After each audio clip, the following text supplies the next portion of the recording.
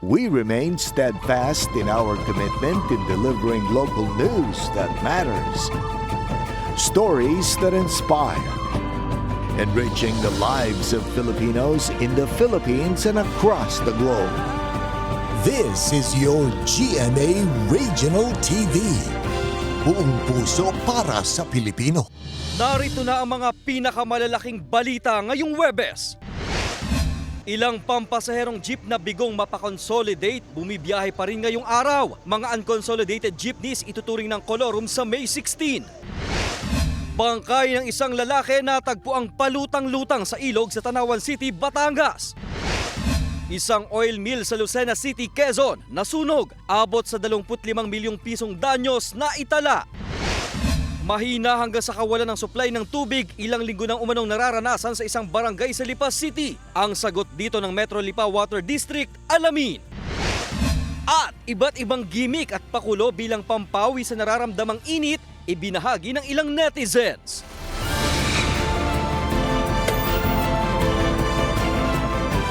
Ito ang GMA Regional TV, Balitang Southern Tagalog.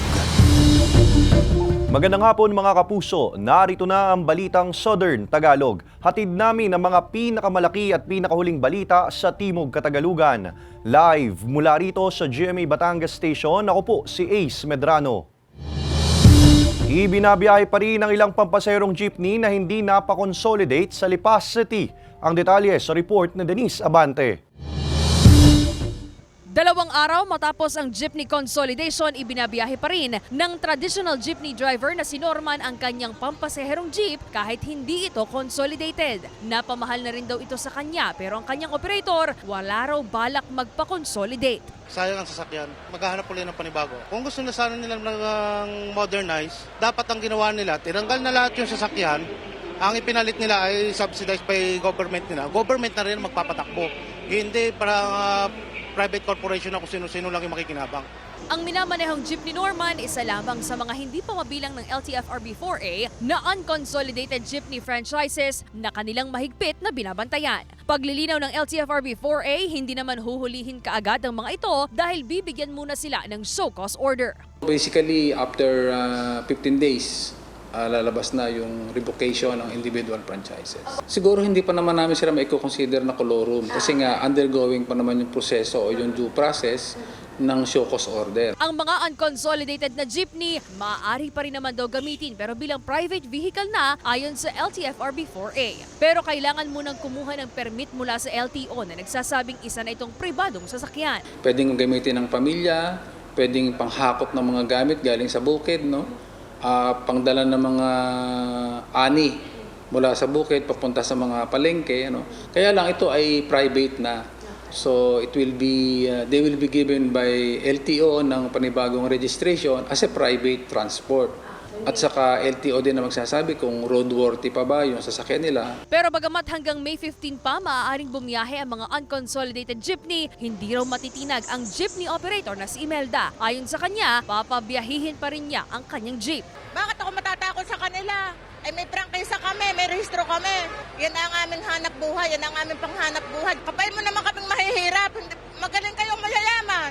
Kumikita kayo ng malaki, paano naman kami? Yung aming konting pinagkakakita, kukuhanin mo pa. Pinapayuhan naman ng LTFRB ang mga consolidated jeepney driver na maglagay ng sticker o di kaya ilagay ang mga papeles sa loob ng sasakyan upang madaling maipakita bilang patunay sakaling mahaharang o mahuhuli ng kanilang enforcement team. Kasama si J. Manjares, Denise Abante, Balitang Southern Tagalog. Natagpuang palutang-lutang ang bangkay ng 21 anyos na lalaki sa ilog sa Tanawan City, Batangas. Nagbabalik sa report si Denise Abante. Wala ng buhay at palutang-lutang na natagpuan sa ilog ang 21 anyos na lalaki na residente ng Barangay Darasa, Tanawan City, Batangas, pasado 1:00 ng hapon kahapon. Sa investigasyon ng pulisya na unang nagtungo ang biktima at nanay nito sa barangay noong April 30 upang humingi ng tulong para sa kanyang pagpapagamot. Ito nga po ay nakatali dahil ito po ay mentally challenged. Ang gusto nila matulungan sila na madala sa National Center for Mental Health. Kaso nung gabi, ito ay nakawala at nabalitaan nila na papuntang ilog dahil sanay naman na pumunta ng ilog yung bata. Bigong matagpuan ng ina at ng ilang kaanak ang biktima ng gabing umalis ito sa kanilang bahay. Hapunan nitong May 1 ang matagpuang wala ng buhay ang lalaki sa ilog na sakop ng kaparehong barangay. Ayon sa pulisya, walang nakikitang foul play sa aksidente. Initial na screening ng SOCO, wala naman po nakitang foul play. Wala naman siya nakitang kung ano mga tama sa katawan. Maliban doon sa may mukha niya, siguro parang nahulog kasi parang may konting sa nguso. Naiuwi na ang mga labi ng biktima sa kanilang tahanan sa kaparehong lungsod. Sinisika pa ng GMA Regional TV Balitang Southern Tagalog na mahinga ng pahayag ang pamilya nito hinggil sa insidente. Kailangan bantayan natin, lalo itong mga bata pa at lalong hindi marunong lumangoy. Kasi yung ilog dito ay malalim. At kung pupunta ron, dapat may mga kasamang nasa tamang edad. Kasi pag pinabayaan lang natin sila doon, ay talagang delikado po, pwede may mangyari. Denise Abante, Balitang Southern Tagalog.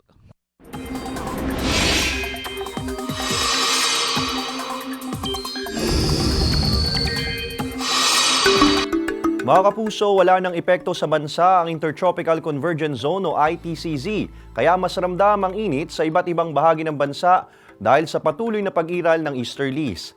Base sa heat index forecast ng Pag-asa para bukas, maaaring umabot sa danger level ang temperatura sa ilang lugar sa Southern Luzon, 45 degrees Celsius sa Puerto Princesa at Aborlan, Palawan, 44 degrees Celsius naman sa Coron, Palawan, pati sa San Jose Occidental, Mindoro, habang 42 degrees Celsius sa Sangli Point, Cavite.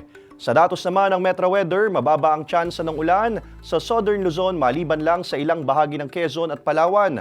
Posible ring magkaroon ng localized thunderstorms sa iba pang bahagi ng bansa, lalo sa hapon o gabi. Tiniyak ng pamunuan ng Batangas City Grand Terminal na komportable ang biyahe ng kanilang pasahero ngayong mainit ang panahon. Naglagay din sila ng mga karagdagang industrial fan at libreng inuming tubig para sa mga pasahero. Alamin yan sa report ni Paul Hernandez. Ang hindi maampat na pagtaas ng heat index o damang init ang nag-uudyok sa bus driver na si Glenn para mas babaan pa ang cooling temperature ng air condition sa minamanehong bus. Ito'y para bigyan ng komportableng biyahe ang mga pasahero. Sa 20 sir, temperature tapos ang pan, naka-high yung pan para okay yung lamig niya. Lang ko, low pan tapos 20 pa rin yung seat ng ko. Pag hindi masyadong mainit. Pero Pag ganito, talagang pinupul ko kasi para komportable yung mga pasahero. Sa gitna ng nakapanghihinang init, hindi naman daw nababawasan ng mga pasahero. Nakakatatlong biyahe pa rin daw sila. Sir, tinatalo yung aircon namin sa tindi ng init eh. Halos hindi kayanin ng pasahero pagka maraming pasahero kaya tindi ng init. Pero kung ang riding public lang ang tatanungin, ayaw rin nilang lumabas ng bahay. No choice po kasi po first interview po sa agency. Talagang mag-i-stay ho kami ng bahay. Naka-schedule at nakabili na ng di no choice at pupunta sa Maynila, lalo mainit doon. Mas mainit ho doon daw. Tiis-tiis ko. Sa arrival area ng Batangas City Grand Terminal, naglagay na ng reinforcement na industrial fan. Bukod pa ito sa mga electric fan mismo sa mga kainan.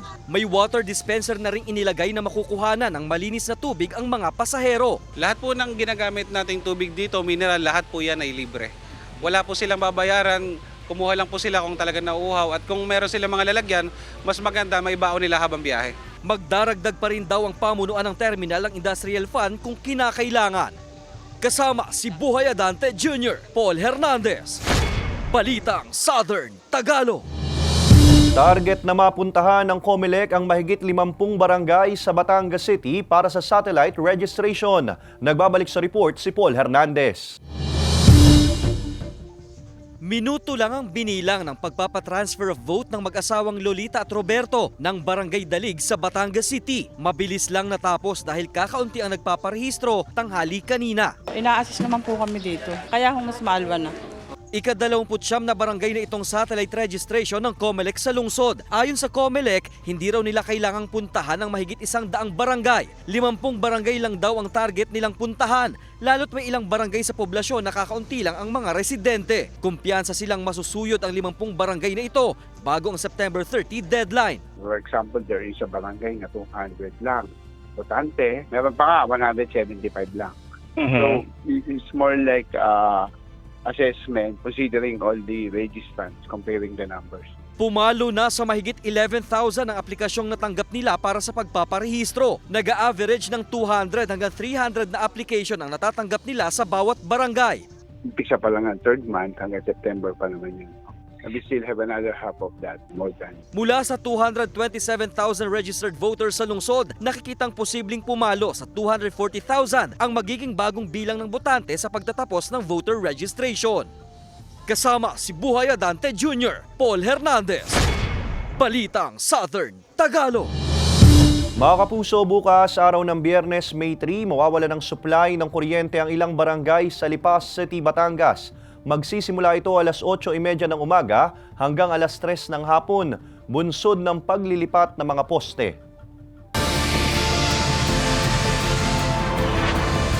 Ito ang GMA Regional TV, Balitang Southern Tagalog.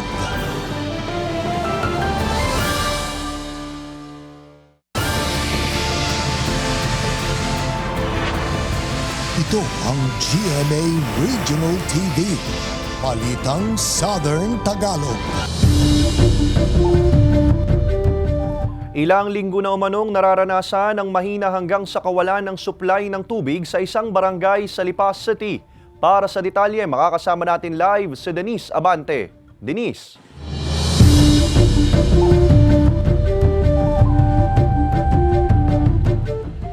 Ace, perwisyo na raw kung maituturing para sa ilang mga residente ng ilang barangay sa Lipas City ang mainit na panahong nararanasan, idagdag pa ang mahina hanggang sa kawalan ng supply ng tubig. Pebrero pa raw ng unang maranasan ng 78 anyos na si Mang Erning ang mahina hanggang sa kawalan ng supply ng tubig sa kanilang tahanan sa barangay Bagong Pook, Lipas City. Kaya naman, naging solusyon niya ang pagbili ng water pump at tangke para makapag-ipon ng tubig, lalo na ngayong nararanasan ang matinding init ng panahon. Ang water pump daw kasing ito ang tumutulong sa pressure ng tubig mula sa gate bulb ni Mang Erning patungo sa kanilang mga gripo at sa tangke. Ay mahirap. Alam mo, ang unang-unang mainit. Malakit si katawan natin, kailangan natin magbuhos ay hindi gayon. Sa abisong ipinadala ng Metro Lipa Water District sa mga konsumidores nito, sinasabing ang paghina o minsay kawalan ng supply ng tubig sa mga lugar ay epekto ng nararanasang mainit na panahon. Natutuyo na raw kasi ang mga deep well na pinagkukuhanan ng tubig na sinusupply sa mga residente. Si Aling Aida, bukod sa biniling sariling tangke, lahat na raw ng maaaring mapag-ipunan ng tubig ay nilalagyan na niya. Pagka nagkakatubig, lahat halos ipinag-iipunan na, pati mga kasirulat para ikaw may mapaglutuan. Iba-iba pa pagka walang ilaw kaysa sa walang tubig. Napakahirap pag walang tubig. Yung magluluto ka, maghuhugas ng mga pinggan. Sina Mang Erning at Aling Aida, ilan lamang sa mga residente ng barangay Bagong Pook at ilan pang mga barangay sa Lipa na dumadaing na sanay kahit kaunti lamang daw tulo ng tubig ay magkaroon sila. May mga inilalatag na raw na solusyon ang Metro Lipa Water District para matugunan ang hinaing ng mga residente. Pwede tayo mag-water rationing, gagamit tayo ng pagmamanipula ng ating mga gate bulb, and yung pag talagang wala talagang tubig, nagrarasyon talaga ng tubig yung ating ahensya. Ginagamit natin yung mga water dolly na nag-inject tayo ng supply ng tubig sa linya. Humihingi naman ng pangunawa ang pamunuan ng Metro Lipa Water District. Payo rin nila sa mga apektadong residente na personal na dumulog sila sa opisina ng ahensya upang kaagad na matugunan ang kanilang problema. Wala naman pong masama na gagamitin natin ang social media, but hinihikayat po namin na mas maganda po na unang ipaalam sa Metro Lipa Water District kasi ang problemang iyan naman ay ang magre-resolve ay ang ating ahensya. Ace, pagtitiyak ng Metro Lipa Water District na kaagad nilang susolusyonan ang mga naturang problema. Ace? Maraming salamat, Denise Abante. Nasunog ang isang oil mill sa Lucena City, Quezon, kung saan naitala ang abot sa 25 million pesos na danyos. Tutukan yan sa report ni Hazel Alviar. Pasado alas 4 ng madaling araw kanina nang masunog ang nasa 5,000 square meters na isang oil mill sa Lucena City, Quezon. Ayon sa BFP, umabot ito sa ikatlong alarma. Malakas at mabilis daw kumalat ang apoy dahil na rin sa mga coconut residue na ginagamit umano sa paggawa ng langis. Isa ngayon kasi under investigation pa kasi inaalam pa ng ating mga investigador na andun pa sila ngayon para at least matukoy natin kung saan talaga yung exact location ng pinagmula ng sunog. Sa laki ng sunog, tumulong na rin maging ang mga katabing fire stations. 12 fire trucks ang nagtulong-tulong upang apulahin ang sunog. Pero kinailangan umanong gumamit ng aqueous film forming foam, isang klase ng chemical na ginagamit sa mga fuel fire. 9:54 na kaninang umaga nang ideklara ang fire out. Kasi kung ganun mga nasusunog po na bagay, especially yung mga kopras, hindi basta-basta napapatay po yan ng tubig itself.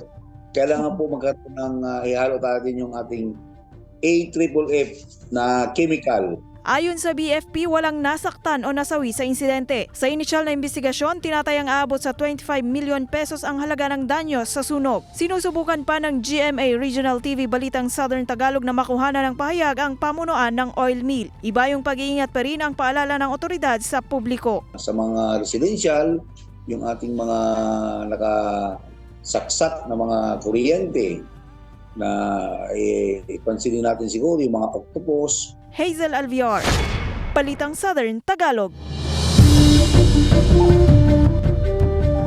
Flinex ni Sparkle Star Faith Da Silva ang kanyang birthday photos. Samantala, bagong kontrabida ng GMA Afternoon Prime si Lizelle Lopez bilang Zandra sa Voltes 5 Legacy. Narito ang report ni Hazel Alviar. Hot and sexy, kagaya ng kanyang karakter sa Encantadia Chronicles Sangre bilang si Sangre Flamara ang mga birthday photos na ibinahagi ni Faith Da Silva sa kanyang social media account kamakailan. Nauna nang naikwento ni Faith na naisuot na niya ang kanyang costume sa serye at inilarawan niya itong sexy at maapoy. Binati naman siya ng kanyang mga co-stars sa Encantadia Chronicles Sangre na sina Bianca Umali at Kelvin Miranda. Hindi lang sa gabi mapapanood ang kinagigigilang kontrabidang si Lizelle Lopez na gumaganap bilang Shaira sa Asawa ng Asawa Ko. Dahil due to popular demand, muling mapapanood ang Voltes 5 Legacy sa GMA Afternoon Prime at si Zandra na ginampanan rin niya, magiging panibagong kontrabida sa hapon. Tunghayan ang super robot action sa hapon sa pagbabalik ng Voltes 5 Legacy simula May 6, 4 o'clock p.m. Hazel Alviar, Balitang Southern Tagalog.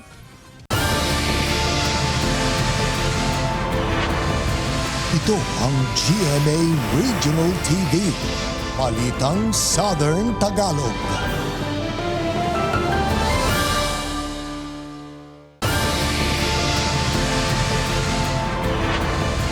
Ito ang GMA Regional TV, Balitang Southern Tagalog. Suportado ng Dole Batangas ang pagpapatupad ng compressed work week o anumang adjusted schedule sa pagtatrabaho ng mga pribadong kumpanya. Alamin yan sa report ni Paul Hernandez. Alam daw ng Department of Labor and Employment o DOLE Batangas ang sakripisyong dinaranas ng mga manggagawa sa gitna ng nararanasang init ng panahon. Kaya bukas ang kagawaran sa ideya ng mga kumpanya kung magpatupad ng compressed work week o flexible work arrangement para sa kapakanan ng mga empleyado. Suportado raw nilang opsyong ito. We really support that because part ng aming directive or ng DOLE policy namin is that yung ating yung compressed work week na yan. Pero hindi raw basta-basta dapat ito ipinatutupad. May paalala silang dapat tandaan ng mga kumpanya. We acknowledge that. So pwede talaga na i-compress mo yung 48 hours ng trabaho ng empleyado. No? The same lang naman yon na parehas lang na binabayaran mo sila for that 1 week na trabaho nila. Nagbilin din ng Labor Department sa mga kumpanya tungkol sa regular na implementasyon ng Health and Safety Program na nakapaloob sa Occupational Safety and Health Standards nila. May mandatory facilities na dapat daw na ginagamit ang mga empleyado. Pagmumultahin daw kung lalabag sa Health and Safety Program ng DOLE. Iba-iba ang penalties natin for that, no? Around 20,000 to 40,000 to 50,000 yun po yung mga sa general labor standards natin, that's giving the correct wages at saka mga monetary benefits. Napakadali kasi babayaran mo lang yun eh. But for the health and safety talaga ng workers natin, kaya we give due importance to that. Hinihikayat ng DOLE ang mga kumpanya na maging bukas sa mga opsyong inilalatag ng mga manggagawa sa kanila. Kasama si Buhay Adante Jr., Paul Hernandez, Balitang Southern Tagalog. Natagpuan ng isang patay na pantropical spotted dolphin sa baybayin ng sitio Dulong Buhangin sa Barangay Dalahican, Lucena City, Quezon mag-aalas 4 ng hapon nitong Lunes. Tumitimbang ito na humigit kumulang sa 50 kilos na may 2 meters at 13 inches ang haba. Isang mangingisda raw ang nakakita sa dolphin at agad itong ipinagbigay alam sa mga otoridad. Batay sa inisyal na pagsusuri, napag-alaman na buntis ang natagpuang patay na dolphin. Isinailalim na sa necropsy ang dolphin upang malaman ang totoong sanhi ng pagkamatay nito. Ibinahagi na ilang netizens ang iba't ibang gimmick at pakulo pantanggal ng nararamdamang init. Gaya na lamang ng mobile swimming pool na paandar ng isang residente sa Laurel, Batangas. Silipin yan sa report ni Paul Hernandez. Nairita na ba ang lahat dahil sa sobrang init? Tipong umaga pa lang, feel mo na ang lagkit. At kahit bagong ligo ka na, pawisan ka na rin agad. Danas daw yan ni Sharon. Ginagawa na lang namin minsan, nalabas kami, naghahanap kami ng hangin para talagang hindi ka mairita. Si Jopet nga minayat maya na ang pagtungga ng tubig. Sobrang init. Para hindi maubusan ng katawan. Nakakahimatay dito. Kesa mabad trip, gumawa na lang ng paraan to cool you down. Gaya ng naisip ni Ina. Ang bawas init hack niya, ventilador na may yelo. Mainit na rin daw kasi ang buga ng hangin kaya naisip niyang kabitan ng yelo ang likod ng electric fan. Yun nga lang, tiyagaan lang daw sa paggawa ng yelo. Magpalamig sa umaandar na swimming pool ang paandar na pang-beat sa init technique ni na Monica. Naisipan daw nila ang gimmick na yan nang mawala ng kuryente sa lugar nila. Swimming na may kasamang gala. Anong say mo? Ang chikiting na anak naman ni Barbie, hindi na yata masaya sa nararanasang alinsangan. Kesa magmukmok sa kwarto, heto, ginawa niyang tambayan ng refrigerator nila. Ang pagpapalamig tila may kasama na ring food trip. Sa patuloy pang init na nararanasan, paalala pa rin ng mga otoridad ang pag-iingat, magsuot ng komportabling damit at uminom ng maraming tubig. Kasama si Buhay Adante Jr., Paul Hernandez. Balitang Southern Tagalog. Mga kapuso, bukas araw ng Biyernes, May 3, mawawala ng supply ng kuryente ang ilang barangay sa Lipas City, Batangas. Magsisimula ito alas 8:30 ng umaga hanggang alas 3 ng hapon, bunsod ng paglilipat ng mga poste.